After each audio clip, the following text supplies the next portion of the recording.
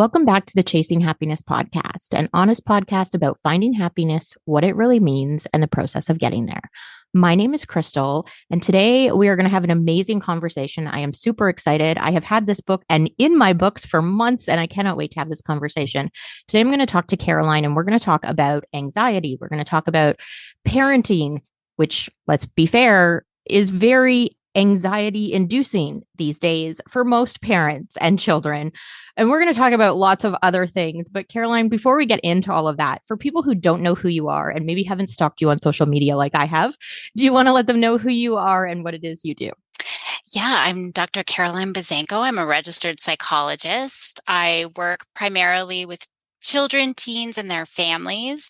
Do a couple of things. I used to do a lot of assessments, diagnostic assessments for ADHD, learning disabilities, those types of things. But since COVID's hit, 800% increase in anxiety. A lot of the work that I've done, especially the past couple of years, is about anxiety and helping support families, parents manage that anxiety. And I've actually developed an anxiety compass that I do a lot of training for schools, other professionals, and even for families that I follow. And that's been something that I've been working on for over the past decade, this anxiety compass, just to help us sort of navigate. And it's really timely. Like I said, we've seen anxiety was on the rise even before COVID at epidemic rates. And since COVID, it's just been exponential. And it was getting frustrating to see. We know so much about anxiety and depression and mental health, and there's all these resources and all this awareness, and we're talking about it all the time, yet we're still getting worse. And our kids are getting worse. Mm-hmm. And so that's what prompted me to start developing, what are we doing wrong here? And so I've become really passionate about talking about some of the traps that we fall into that make our anxiety worse. That is such a huge thing. And I love that you started on this because I think, I don't personally have children, but literally everyone I know does. And I feel like, especially over the last couple of years, for parents and for children, the stress of everything that we've been going through with them being home, with them being in school, with them going back, but is it okay for them to go back? And this whole sort of, I don't know, almost culture of fear that we've been living with has caused so much stress that is just unconscious that people aren't aware that they're carrying around. Mm-hmm. And even before, parenting is stressful in the first place. And we have created this society. It's a crisis saturated world globally. And with social media, the more social media access we have, there's this emotional contagion where we see negative posts. We actually feel that negative emotion that's associated with those posts. And then adding parenting onto it, we do know that parents' mental health through COVID was actually worse than people who weren't parents. So isolation and the stress of COVID, all of that was quite emotionally exhausting. But for parents, they definitely took a bigger toll from that COVID piece. So this is an important topic. So maybe we'll jump in, understanding a little bit about the brain first. I think that can be really helpful because we've got this idea, this pursuit of happiness. It's a multi-billion-dollar pursuit, right? There's books about being happy. We take medications to try to be happy. But the thing that a lot of people don't realize is our brain is not built to be happy. Our brain is built to be anxious and depressed. And from an evolutionary perspective, it's because then we survive, because we're always on the lookout. What's going to cause danger? What predator is going to be at the watering hole? We always have to be hypervigilant, looking. People who were anxious, they were the survivors. So we are all ancestors of very anxious people. When we're happy, we let our guards down. And when we let our guards down, well, you just need to YouTube, happy baby seals. What happens? They get eaten, right? That's what happens. And so from a survival perspective, we don't have the same memory stores in our brain for when things go good, our when we're confident, when we're successful, all of those happy memories. We don't have those memory stores. We have a fantastic memory store for trauma, for sadness, for grief, for the scary things in our life. And so there's a great, I think it's Rick Hansen, who talks about our brain is like Velcro for all the bad stuff. It just attaches right away. And we have better memories, more vivid memories, longer lasting memories for all of the negative things in our lives. Sure. And our brain's like Teflon for the positive, because our brain kind of wants us to forget. Because if we're in bed, scared and depressed, then we're safe. We don't go out into the world and we don't take risks. So there's that piece. And the reason I want to share that is it's to normalize, because I think people start getting into this rut of, why can't I just be happy? And we have this belief that everybody else is happy. It's just me. Right. And social media sort of perpetuates that, because, oh, look at their family. They're so happy. They're always having fun. They're always doing these things, Yes. right? But nobody actually sees what happens behind the scenes. Right. So I think that's the first important note, is that, yeah, of course you're feeling sad. Yeah, of course you're feeling anxious. That's what our brain does. So now we got to talk about, what are we going to do about that? Yes. And before you do what are you going to do about that? I want everyone who's listening to this to just take that in for a moment, because as you said, we do live in this social media world where you see literally the picture of 2 seconds of someone's day, and you, based on that picture, are assuming they have this magical, wonderful life, but you're not seeing all of the other minutes that have happened that haven't been magical and wonderful, or all of the clothes strewn on the floor behind the camera. And we have gotten into this place where we are comparing ourselves to these perfect moments, but you might get maybe one perfect moment a day or a week, and the rest of it isn't. And that's okay, because everyone else is actually experiencing that. It's such an important message for people. Sorry, I didn't mean to interrupt you. You go ahead. No, it's good. I mean, I could talk 6 hours just on this topic. I've done a lot of research just on the effects of social media and our mental health and our well-being. And there is a huge correlation. The more time you spend on social media, the more isolated you feel, the sadder you feel, just your productivity goes down, just everything, even self-esteem, even just having an Instagram account is enough to totally affect your self-esteem and your body image and things like that, because we're taking in all of these messages of beauty and happiness, and, and it's just, people are only posting their ideal pictures as well. And then we start believing nobody's going to like us unless we put these perfect pictures up. It's just, yeah, I could talk for hours just about that piece. And it's worse for our kids too, because they are very unique. When I look at anxiety and stress, yes, every generation has had stress. We've all had war through all the generations. We've all had, parental pressure, school pressure.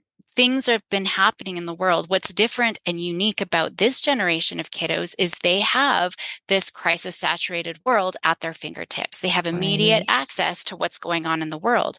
And so while I didn't know what was going on, I mean, little things like the Challenger blowing up, there was one mass shooting, that I kind of heard a little bit about, but it was just so remote. We didn't hear it. Literally, my kids can go, hey, Google, what's happening in the world today? And there's something about Trump, or there's something about the Ukraine war. There's something, and they can hear that. And even our young adults, they've got this magical thinking. It's really hard for their brain to process, oh, that's happening on the other side of the world.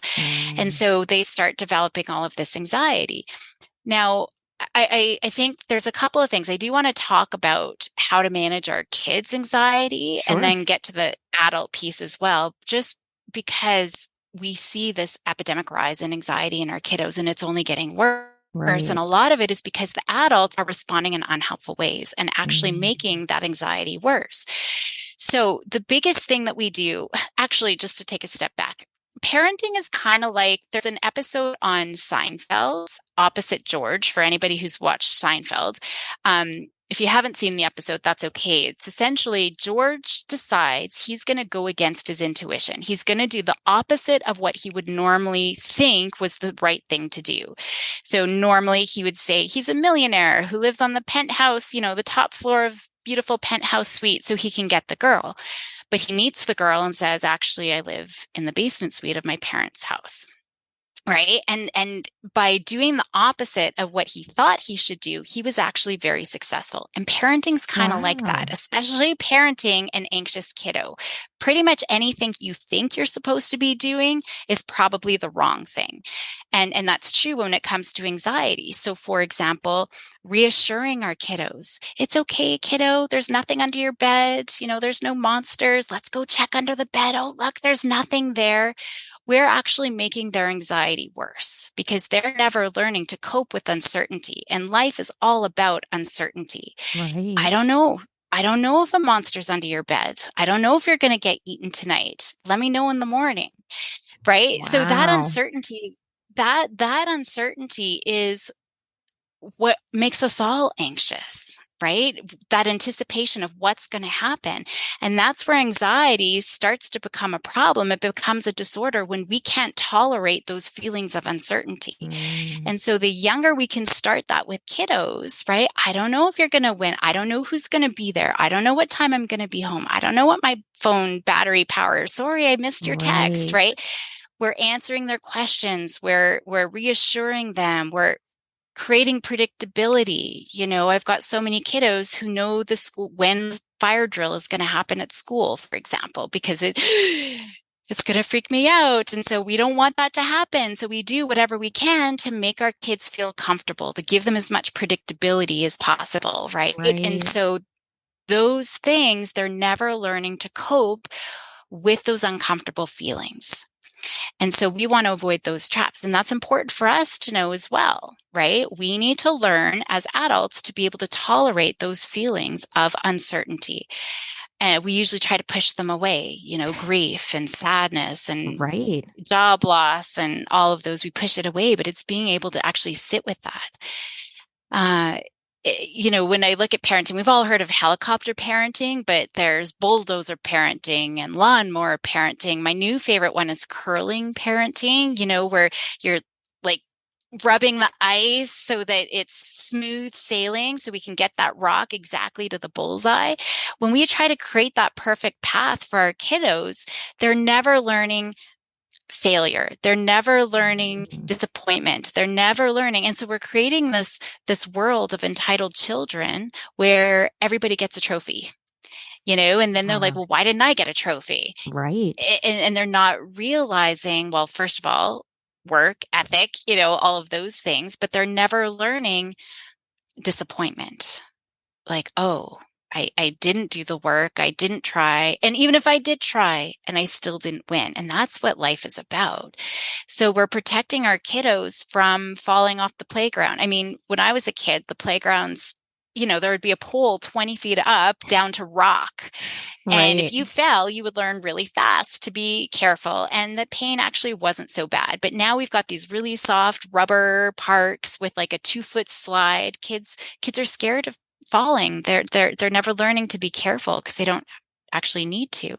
Right. So I guess the message just on the parent side of things is, what are you doing for your kiddos that they could be doing for themselves?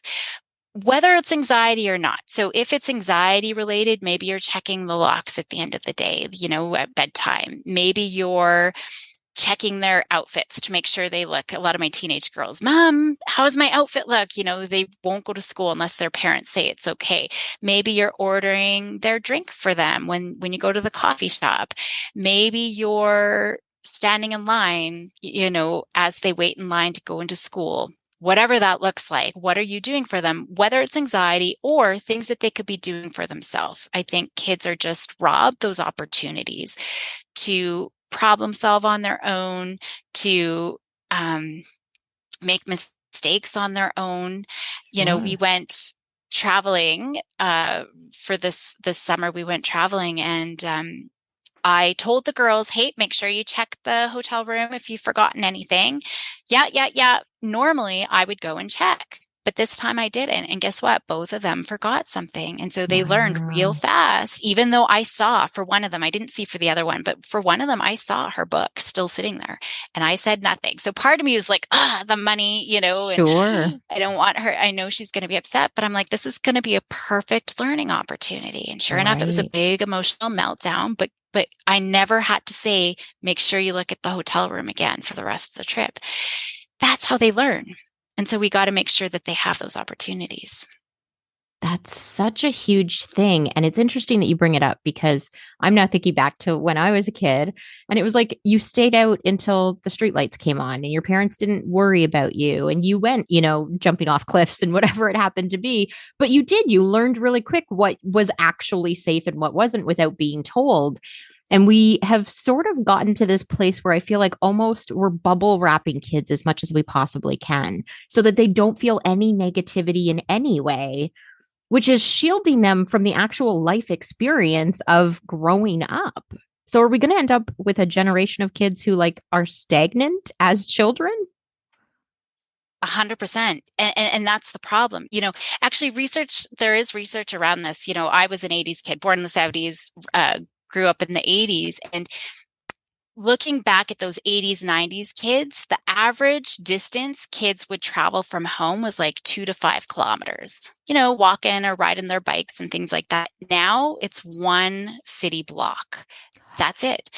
So our Wow. kids just aren't doing, I have a teenage daughter who is just now starting to learn the transit system to take a bus to go downtown. I mean, I was doing that for years before she was. And at midnight, and there's only one bus that ran every hour. And I didn't have a cell phone if I missed it. And then I'd have to walk Right. home or figure it out. So yeah, we are. And when we bubble wrap our kids, we are actually impairing their brain development. We're ingraining anxiety because they never have the chance to make those connections in their brain that I can do it. I mean, anxiety is really the message that I can't handle it, whatever Right. it is, going and talking to a new friend, ordering my own drink from Starbucks, going to bed by myself, whatever it is, you can fill in the blanks, but that's the message anxiety is saying. But they're never learning those opportunities that I can handle it, that I can problem solve, that I can figure it out, that it's not a big deal.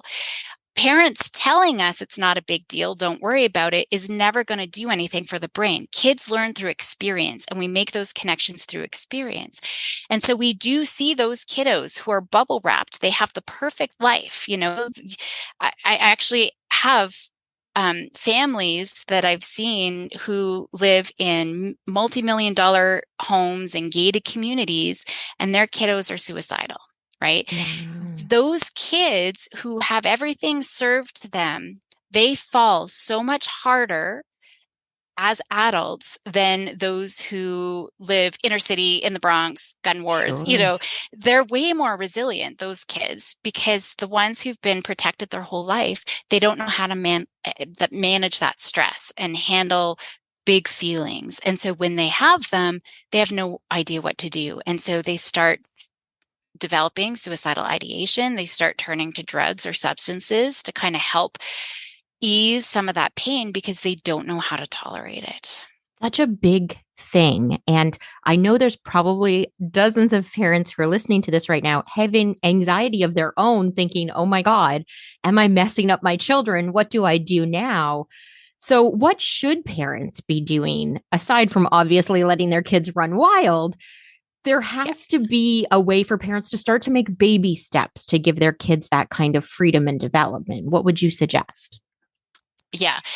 So first of all, I mean, take this as uh, awareness and doing one little thing better tomorrow than what you did today. Because I know the guilt, that parent guilt can start settling in. Oh Sure. my gosh. And I always tell parents, here's your baby and 5 pounds of guilt that compounds daily for the rest of your life. Right. And so it's a matter, don't get sucked into that. It's just, okay, now that I've got this awareness. The number one predictor of anxiety disorder in kids is anxiety in parents. And so the Right. number one thing that we need to do as parents is manage our own anxiety. Kids usually, until they're teenagers, kids do good if their parents are doing good. And we are usually modeling. We use catastrophic language, for example. So we say, hey, kiddo, put on your seatbelt. That's beautiful safety language, but we add the catastrophic piece. Otherwise, you're going to fly through the windshield and smash your brains in, be paraplegic for the rest of your life, right? Wow. Good safety language. Hey, kiddo, make sure you lock the door behind me when I go to the store. We don't need to add, otherwise someone's going to break in and they're going to steal you and steal our stuff. So we got to start looking at how we are managing our own stress, which is good for us. So being able to talk about, oh man, I'm really stressed, or I'm really worried about this. This is what I'm going to do. Being able to talk about that. So there, I would say the first thing is managing your own stress and looking at where it's creeping in and what you need to do. And I'll talk quickly about the three most important things to manage stress for yourself and for your kiddos. And I'll get to that in just a second. The other things too are even our little, watch out, slow down, you're too high. All of those are really stress provoking. And we're sending the message, I don't think you can handle it. You can't handle it. Guess what? That's what kids are already thinking. Right. So even if I don't know about you, but I can't drive with my mom.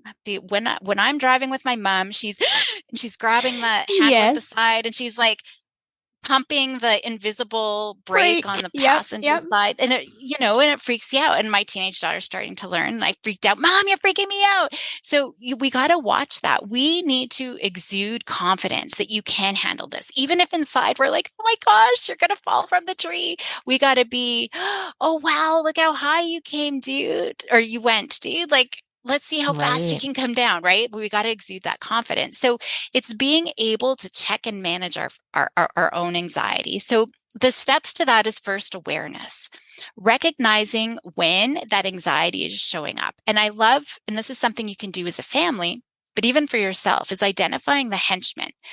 Henchmen are, the villain's helpers.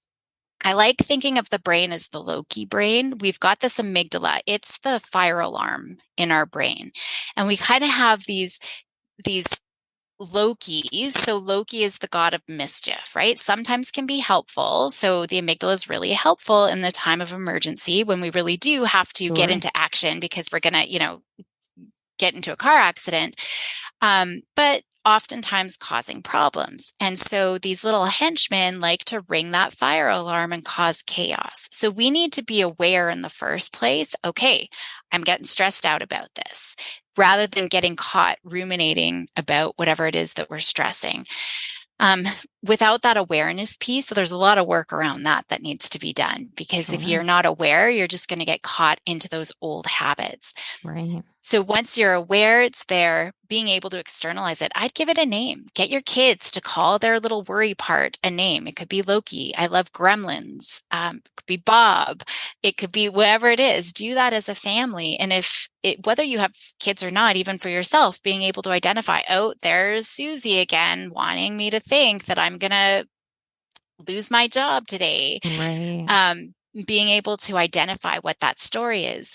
And the third, I'm really rushing through this. I have a whole compass, which is, is 8-step sort of program going through each of the steps. But the most important piece is every day stretching out of our comfort zones, doing something that makes us feel uncomfortable on purpose. So maybe it's going up to that girl and asking them out for coffee. Maybe it's complimenting somebody. Maybe it's going to the dentist. Whatever it is, it's being able to put ourselves out there. And that's what we need to do for our kiddos as well. So watching our own language and our own anxiety, but we're also going to start tracking. One of the first things I have parents do is looking for, where are you accommodating for your kiddos? Like I said before, what are you doing for your kiddos that they could be doing for themselves? And one thing, change. If you could start one thing today that you're no longer going to do, and it could be something related to anxiety, like I'm not going to check under your bed for monsters anymore. I want your thinking, problem solving brain, Bobby, to strengthen. I'm not going to make the anxiety part of your brain strong anymore. So I'm not going to look. What are you going to do, kiddo? But it could also be just independent things. Maybe they're going to school. You're the boss of packing your lunch. You can pack your lunch today. Maybe they pack a chocolate bar and another chocolate bar.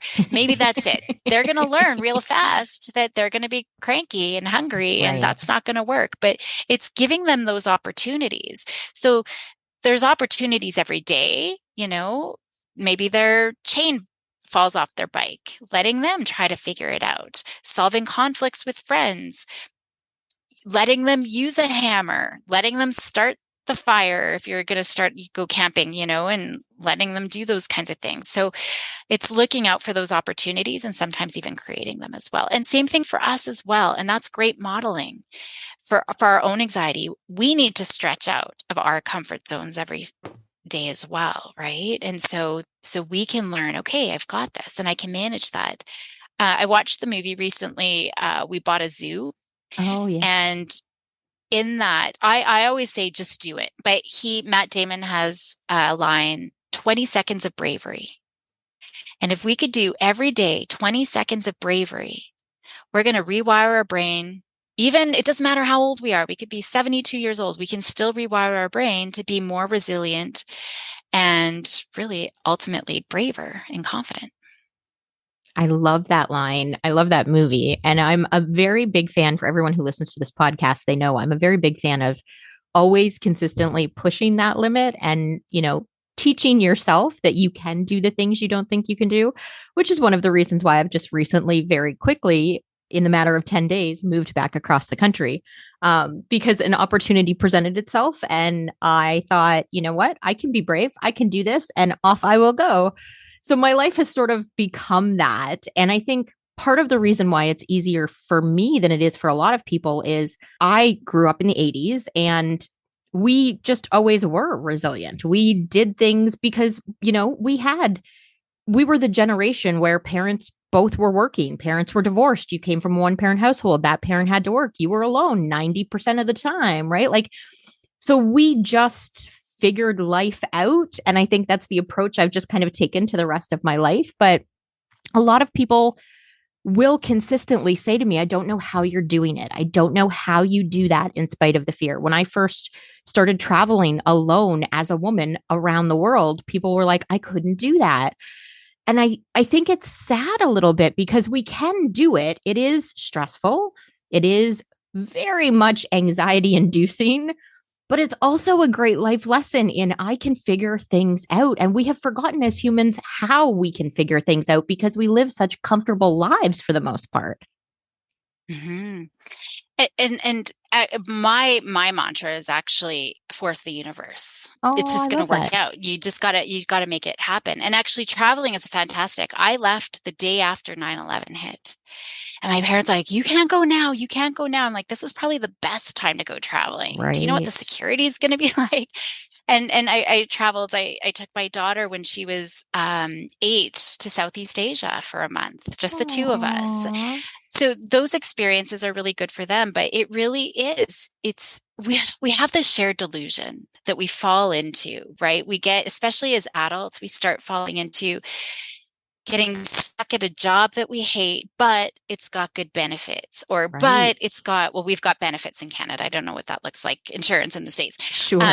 But we have good holidays, but we have good, whatever it is, right? It's that, but we keep this sort of safety net and we stay stuck in a really bad, maybe relationship or a job or situation because of this delusional safety net that we've created for ourselves. But sometimes we got to let that go and not know. I don't know what the future holds. I'm going to move across the country and I don't know if it's going to work out, but I got to make it work. Right. And I think that that's where the people who have become the most successful in their fields were the ones who were able to take a risk. And there's a risk taker's advantage. The people in the whole world who take those risks are at a huge advantage compared to people who are always tethered to that safety net. Such a great conversation. And I think so important, especially right now, because as we were talking before we started recording, I feel like just working with the clients I work with and seeing the people that I see regularly, I feel like most of the world is starting to get to a place now where we're getting to whatever this new normal looks like after COVID. And people are starting to come out of sort of the shell shock and the like, I just have to get through the day, and starting to realize how much anxiety we've been carrying around, how stressed we all have been. And I feel like the next 5 to 10 years are going to be the biggest mental health crisis we've ever had as a race. It's so true. It's so true because it's normalized. And Mm, I see this especially in our teens, but now with COVID, we've had 2 years of this normalization where we just feel that this low, like a lot of people have this low level arousal of anxiety. right. That's not normal. That's not healthy. And it affects our sleep. It affects our breathing. It affects all parts of our life. We are just kind of in this crisis mode and we're just maintaining that ongoing level. And now we just think that that's normal. Oh, what? I'm not supposed to have these chest pains every day. Oh, Right. what? Like I'm not supposed to have racing thoughts and like isn't that normal? And that's a problem. That's a problem. It's a huge problem. And I hope by, having people like you in the world that we eventually get to a place where not only are we able to talk about it openly, because I feel like we definitely have not been talking about it until COVID. I don't think people really talked a whole lot about mental health in general. And, COVID has been a lot of things, but I think it has been a little bit of a blessing in some ways because people are now talking about anxiety. They're talking about stress. They're talking about mental health, regardless of age. It's not just adults that we're concerned about or teenagers and suicidal thoughts.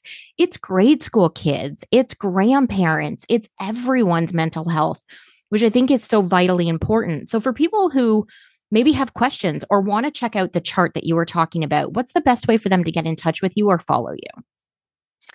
I have a Facebook page, Dr. Caroline Buzanko, and that's probably the best, or my website are the two best places. And on my website, I have a podcast just looking at overpowering emotions, emotion regulation, and a parenting podcast, Parents of the Year, Awesome. as well as all the training around the anxiety compass too. Perfect. And for everyone listening, I will post links to all of those things in the show notes so that you can follow, you can get in touch, you can do all of that. And Carolyn, I typically ask a bunch of questions of every guest who comes on the podcast just to sort of start conversation. But really, I only have two questions for you if you're game to answer them. Absolutely. The first one is, out of all of the things you could have picked to work on, why did you end up choosing anxiety? What forced you in that direction? To be honest, I struggled with anxiety most of my life. My parents put me on antidepressants as a teenager.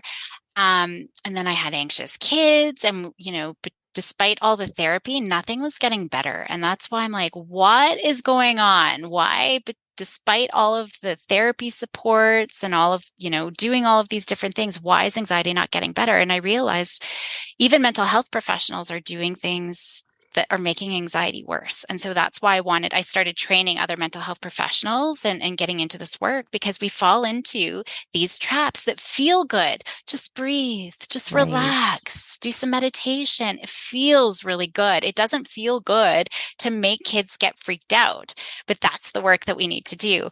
In a loving way and Sure. encouraging and confident way. So that was the biggest thing, just seeing that in my own family, things weren't getting better despite all of the effort that was put in. And so I just knew that a different way had to happen. Wow. Thank you for sharing that because I think it's important for people to hear that. One, not only that professionals who, study this, who research this struggle, but also that there are many different ways to do things and you don't have to pick just one solid way to do all of life. You can pick and choose what works best for you that's going to give you the best outcome, but also constantly be changing as the research changes. As we learn more, we can become better. Maybe 10 years ago, we didn't know not to check for monsters under the bed, right? So having that information is so vitally important for all of us. So thank you for sharing that. Mm-hmm. The other question that I want to ask you is because this is a podcast about people finding their happiness and chasing their happiness, what does happiness mean to you? Happiness for me is a verb. Rather than an adjective. So we describe it as a feeling word, but it's a doing word, really. So to be resilient, to be happy, we got to do things. It's through our experiences. Happiness, I think, can take us down this unfortunate road when we think I should feel happy. we got to do it. So even if we're not feeling motivated, we just still got to get out there and do things. And when we look at happiness, it's about connection. It's about getting into that flow, things that we enjoy, that we're in the moment, that present moment, right? So it can be an individual activity, but also connecting with others is going to be really important. So it's looking, it's the moments, moment by moment. That's where happiness is, when we're completely present and mindful in that moment, either connecting with someone or creating. For me, really, it's doing something creative is the foundation of all happiness, because we're mindful, we're in it, we're doing those things. Oh, I love that. And I love that for you, it's creative, because one of the things that over the last 5 years, as I've sort of been on this journey myself, I've gotten back in touch with all the creative things that I did as a kid that I really loved, like artwork and, painting and sketching and all of that sort of hands-on kind of stuff. And it's amazing as we sort of go through, the teenage years and become adults and start working for a living, how quickly we let go of those things that do bring us joy, that pull us into those moments of mindfulness, but are also creative and things that, regardless of, whether it looks pretty or whether it's something we're going to, turn into a business or whatever, it's just one of those outlets that brings joy, and it's okay that that's all that it does. So I love that you brought that up. So thank you so much. Yeah, absolutely. Before I let you go, because I do want to be respectful of your time, is there anything else you want to share with everybody who's listening? The only other thing that I didn't mention earlier, just when you were talking about how we're talking about mental health and how we're feeling, I'll just leave with another quote with Mr. Rogers. He talked about how anything mentionable is manageable. And so I think it's fantastic that you're doing this podcast, and thank you for bringing me on, because he's right. When we are able to talk about it, we can name it, we can tame it. That's the first step to moving forward and creating the life that we want to make. Oh, I love that. That is a fantastic place to end. So thank you so much for joining me today. I am happy to have you back on anytime. I could talk about the brain forever, which I won't do, because people who listen to this podcast know when I get talking to people about the brain, the podcast can go south very quickly. Not everybody wants to hear it all. So I appreciate you coming on and sharing what you have shared. And again, I'm happy to have you back anytime. Wonderful. I'd love to come back. Thank you so much. Take care. Thank you all for listening.